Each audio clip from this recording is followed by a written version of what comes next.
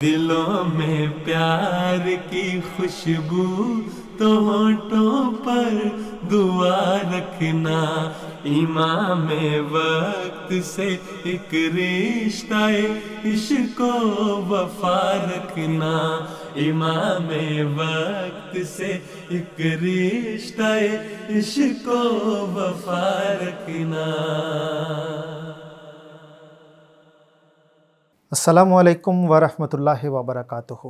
ছোট্ট বন্ধুরা, স্বাগত জানাচ্ছি তোমাদেরকে ছোটদের জন্য হুজুরের খুতবার নতুন আরেকটি পর্বে।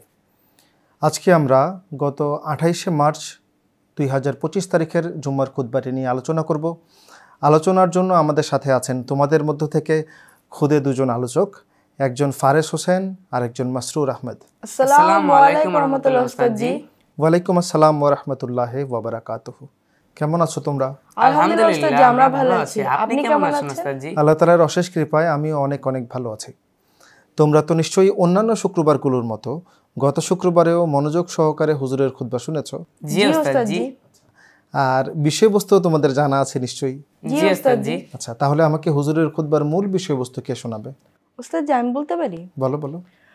ওস্তাদজি, এটি তো রমজানের মাস, তাই হুজুর বলেছেন আমরা রমজানে যা যা শিখেছি, ইবাদত, নামাজ, তার জন্য আমরা আমাদের জীবনের স্থায়ী অংশে পরিণত করি। হুজুর খুতবায় আরো বলেছেন আমাদের ধৈর্যশীল হতে হবে, একে অন্যের অধিকার আদায় করতে হবে, আর নিজেদের মধ্যে আল্লাহ তাআলার প্রতি ভালোবাসা সৃষ্টি করতে হবে। চমৎকার বলেছো। ঠিক একই রকমভাবে হুজুর পুরো খুতবায় আমাদেরকে রমজান সংক্রান্ত অনেকগুলো নসিহত দিয়েছেন, তাই না? জি ওস্তাদজি। চলো এই নসিহতগুলোর মধ্যে থেকে বেশ কিছু করণীয়, বেশ কিছু নসিহত আমরা হুজুরের খুতবার একটা অংশ থেকে শুনে আসি।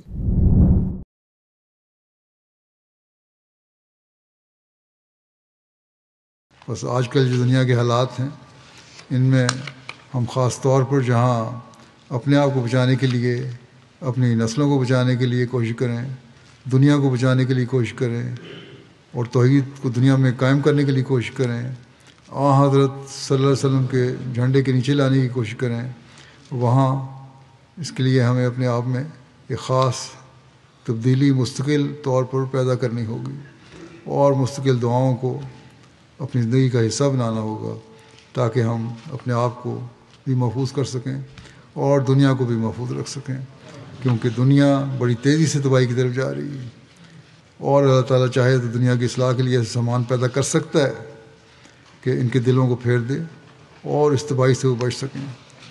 और तबाही आनी भी है तो अल्लाह ताला फिर मोमिनों को, ईमान वालों को इससे बचाए। और इसके बचने के लिए ज़रूरी है कि हम अपने अमाल इस नहज पर ढालें, इस तरह अदा करें कि अल्लाह ताला का फ़ज़ल हम पर हमेशा रहे। खुदा करे कि हम इस बात का हकीकी इदराक भी हासिल करने वाले हों कि किस तरह हमने अपनी इबादतों को ज़िंदा रखना है, किस तरह हमने अल्लाह ताला से ताल्लुक़ पैदा करना है, किस तरह हमने तक़वा पर चलना है, किस तरह हमने आला अखलाक दिखाने हैं, किस तरह हमने तौहीद को दुनिया में कायम करना है और किस तरह हमने दुनिया को तबाही से बचाना है, किस तरह अपने आप को दुनिया की तबाही और हमलों से बचाना है। और जब ये चीज़ें होंगी और ये हमारे अंदर एहसास पैदा होगा तो फिर ही हम हज़रत मसीह अलैहिस्सलाम की बैत का हक़ भी अदा करने वाले होंगे। खुदा करे कि हम ये बैत का हक़ अदा करने वाले हों और ये रमज़ान हमारे लिए बरकतों का बाइस बनने वाला हो, हमें अपनी रहमतों और फजलों से बरक़ात से नवाजे और हमारे रमज़ान के आने वाले आइंदा दिन और पूरे साल और अगले रमज़ान तक हम अल्लाह ताला की इबादत का हक़ अदा करने वाले हों, उसके बंदों का भी हक़ अदा करने वाले हों। अल्लाह ताला हमें इसकी तौफीक अता फरमाए। বন্ধুরা, এতক্ষণ আমরা হুজুরের খুতবার একটা বিশেষ অংশ শুনলাম। আমরা এই খুতবা নিয়ে আরও অনেক আলোচনা করব, অনেক নতুন বিষয় জানার চেষ্টা করব নিজেরা আলোচনার মাধ্যমে। আচ্ছা মাসরুর, তুমি কি আমাকে বলতে পারো যে এই রমজানে আমরা যা যা বিষয়গুলো অর্জন করি, এই অর্জনগুলো ধরে রাখার জন্য হুজুর আমাদের কি পরামর্শ দিয়েছেন, আমাদের কি করতে হবে? ওস্তাদজি, হুজুর বলেছেন রমজান মাসে রোজা রাখলে এবং নামাজ পড়লেই আমাদের প্রকৃত লক্ষ্য অর্জিত হয় না। আমাদেরকে আল্লাহ তাআলার প্রকৃত বান্দা হতে হবে, যারা আল্লাহ তাআলার ইবাদত সব সময় করে। তাই রমজানের মতোই তাহাজ্জুদ, নামাজ, ইবাদত এবং নেকি সারা বছর অভ্যাস করা বজায় রাখতে হবে। চমৎকার বলেছ। দেখো, রমজান আমাদের জন্য যেমন গুরুত্বপূর্ণ, ঠিক একই রকমভাবে নামাজ, জুম্মার নামাজ, এই বিষয়গুলো আমাদের জন্য গুরুত্বপূর্ণ।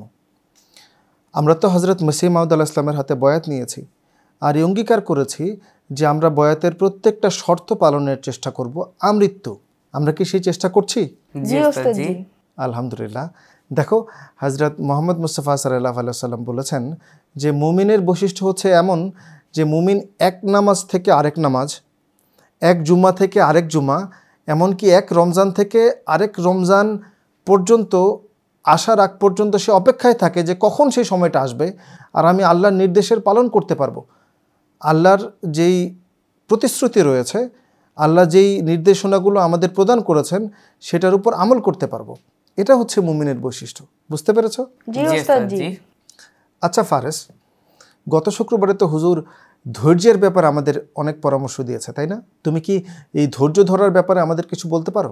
হুজুর বলেন, মসিহ মাউদ আলাইহিস সালাম বলেছেন, ধৈর্য ধরাও এক ধরনের ইবাদত, আর ধৈর্য ধরার জন্য আল্লাহ তাআলা সীমাহীন পুরস্কারের প্রতিশ্রুতি দিয়েছেন, কিন্তু অন্য কোনো কাজের জন্য এই প্রতিশ্রুতি দেননি। চমৎকার বলেছ ফারেস।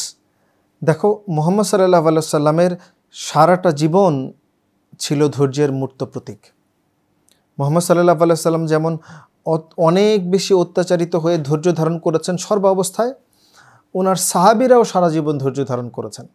মুহাম্মদ সাল্লাল্লাহু আলাইহি সাল্লাম ওনার উপর পাথর চাপা দেওয়া হয়েছে, ভুঁড়ি চাপা দেওয়া হয়েছে, ওনাকে রক্তে রঞ্জিত করা হয়েছে, ওনার সাহাবীদেরকে মুহাম্মদ সাল্লাল্লাহু আলাইহি সাল্লামের চোখের সামনে হত্যা করা হয়েছে, কিন্তু প্রত্যেকটা অবস্থায় মুহাম্মদ সাল্লাল্লাহু আলাইহি সাল্লাম ধৈর্য ধারণ করেছেন।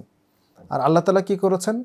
মুহাম্মদ সাল্লাল্লাহু আলাইহি সাল্লামের জীবদ্দশায় তাকে এত পুরস্কার দান করেছেন, তার জীবদ্দশায় তাকে ইসলামের বিজয় নিজের চোখে দেখিয়েছেন, আর তার সাহাবীকে রাজত্ব দান করেছেন, সাহাবীদেরকে রাজা বানিয়ে দিয়েছেন, বড় বড় দেশের শাসনকর্তা বানিয়ে দিয়েছেন। আমরা হজরত মসিহ মাউদ আলাইহিস সালামের হাতে বয়াত নিয়েছি।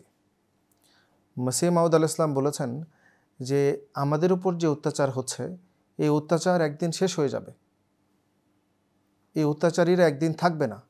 হজরত মুহাম্মদ সাল্লাল্লাহু আলাইহি সাল্লামের উপর যারা অত্যাচার করেছিল তারা যেভাবে ধূলিসাৎ হয়ে গেছে, ঠিক একই রকমভাবে আহমদিয়া মুসলিম জামাতের উপর যারা অত্যাচার করছে তারাও একদিন ধূলিসাৎ হয়ে যাবে।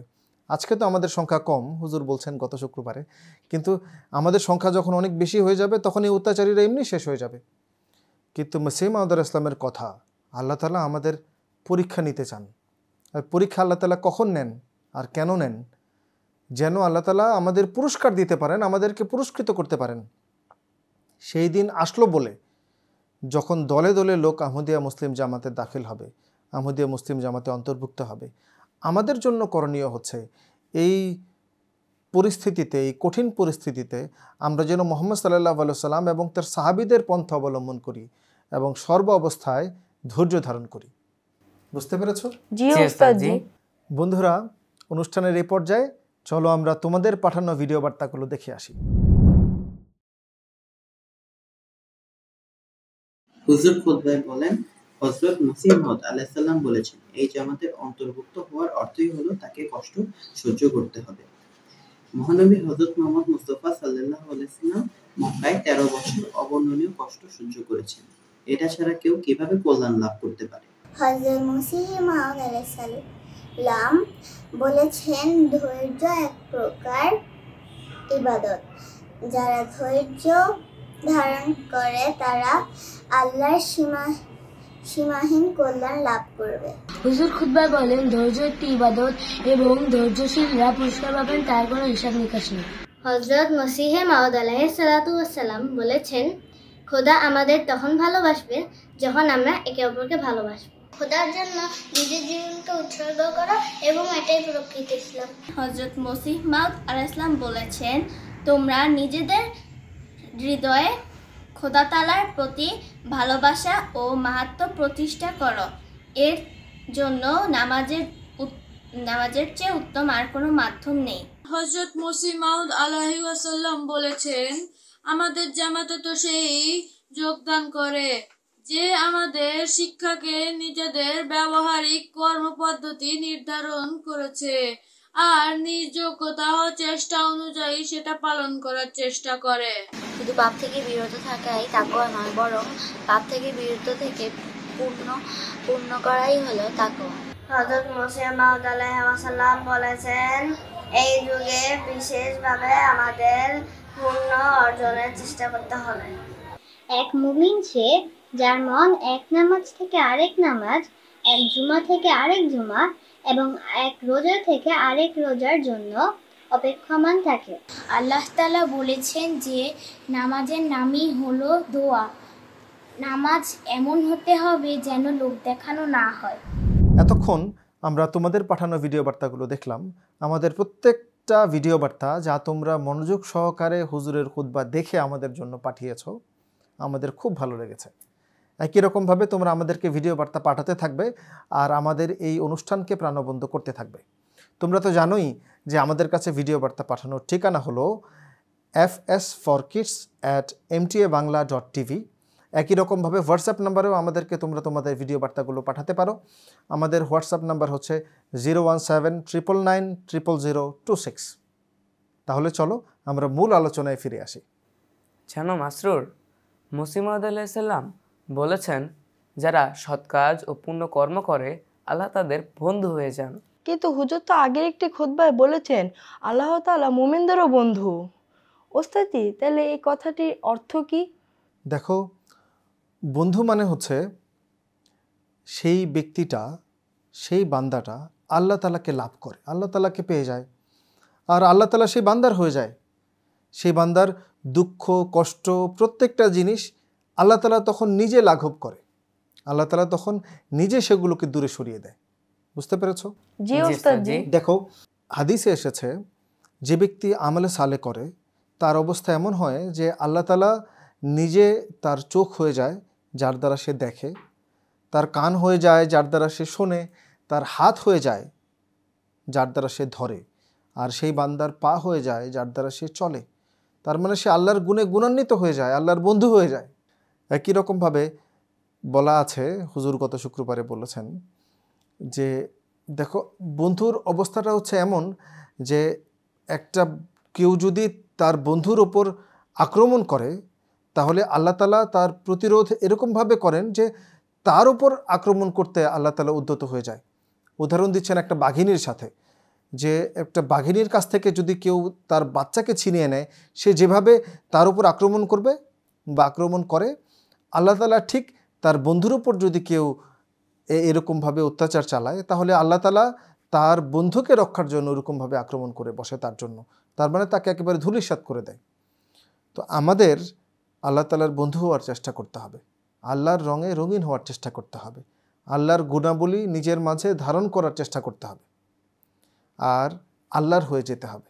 আমরা যদি আল্লাহ তাআলাকে পেয়ে যাই, আল্লাহ তাআলার হয়ে যাই, একটা বান্দা যখন তার প্রভুকে পেয়ে যায় আর সেই প্রভু তার বান্দার কথা শোনে, তখন সেই ব্যক্তির আর কি চাওয়ার থাকতে পারে? মাসরুর, ফারেস, কালকে তো ঈদ। জি ওস্তাদ জি। আচ্ছা, ঈদের দিন আমাদের কি করতে হবে? প্রথমেই তোমাদেরকে একটা জিনিস মনে করিয়ে দিই, ঈদের দিন আমাদের একটা গুরুত্বপূর্ণ সুন্নাহ রয়েছে হযরত মুহাম্মদ সাল্লাল্লাহু আলাইহি ওয়াসাল্লামের। ঈদের দিন হযরত মুহাম্মদ মুস্তাফা সাল্লাল্লাহু আলাইহি ওয়াসাল্লাম ফজরের নামাজের পর থেকে রোজার ঈদের আগ পর্যন্ত আমাদেরকে একটা তাকবীর পড়তে বলেছেন। ঠিক আছে? তাকবীরটা হচ্ছে আল্লাহু আকবার, আল্লাহু আকবার, লা ইলাহা ইল্লাল্লাহু, আল্লাহু আকবার, আল্লাহু আকবার, ওয়ালিল্লাহিল হামদ। তোমাদের কি তাকবীরটা জানা আছে? জি ওস্তাদ জি। জি ওস্তাদ জি। আচ্ছা, চমৎকার। আর কি কি করতে হবে? ওস্তাদ জি, তার সাথে তো আমাদের বেশি বেশি মানুষের সাথে দেখা করতে হবে, ঈদের শুভেচ্ছা জানাতে হবে। পাশাপাশি আমাদের আল্লাহ তাআলার ইবাদতের কথাও ভুলে যাওয়া যাবে না। চমৎকার। দেখো, এই ঈদের দিনটা আমাদের জন্য একটা সুবর্ণ সুযোগ। আমরা আমাদের সব আত্মীয় স্বজনের সাথে বাসায় বাসায় গিয়ে দেখা করব, তাদের সাথে কুশলাদি বিনিময় করব, তারা কেমন আছে, কি অবস্থায় আছে, সব কিছু জানার চেষ্টা করব। ঠিক আছে? একই রকমভাবে ইবাদত একটা গুরুত্বপূর্ণ ব্যাপার। হুজুর বলেছেন ঈদকে কেন্দ্র করে আমরা যেন নামাজ কখনো জমা না করি, আল্লাহর ইবাদতের কথা ভুলে না যাই, আল্লাহকে ভুলে না যাই। যদি এমনটা করি তাহলে ঈদের আনন্দ আর আনন্দ থাকবে না, বরং ঈদের দিনটা যেমন আমরা আনন্দের সাথে উদযাপন করব, ঠিক একই রকমভাবে বাজামাত নামাজ আদায়ের প্রতিও আমরা অনেক অনেক বেশি মনোযোগী হব। মনে থাকবে তোমাদের? জি ওস্তাদ জি। ঠিক আছে বন্ধুরা, অনুষ্ঠানের এই পর্যায়ে চলো আমরা তোমাদের পাঠানো ঈদের বার্তাগুলো দেখে আসি। আসসালামু আলাইকুম ওয়া রাহমাতুল্লাহি ওয়া বারাকাতুহু। আমি আদিলা আহমেদ, চট্টগ্রাম জামাত থেকে সবাইকে জানাই ঈদের শুভেচ্ছা। ঈদ মুবারক। আসসালামু আলাইকুম ওয়া রাহমাতুল্লাহি ওয়া বারাকাতুহু। বাংলাদেশ থেকে সবাইকে ঈদ মুবারক। আসসালামু আলাইকুম ওয়া রাহমাতুল্লাহি ওয়া বারাকাতুহু। আমাদের পক্ষ থেকে বিশেষভাবে হুজুর এবং সবাইকে ঈদুল ফিতরের শুভেচ্ছা। ঈদ মোবারক।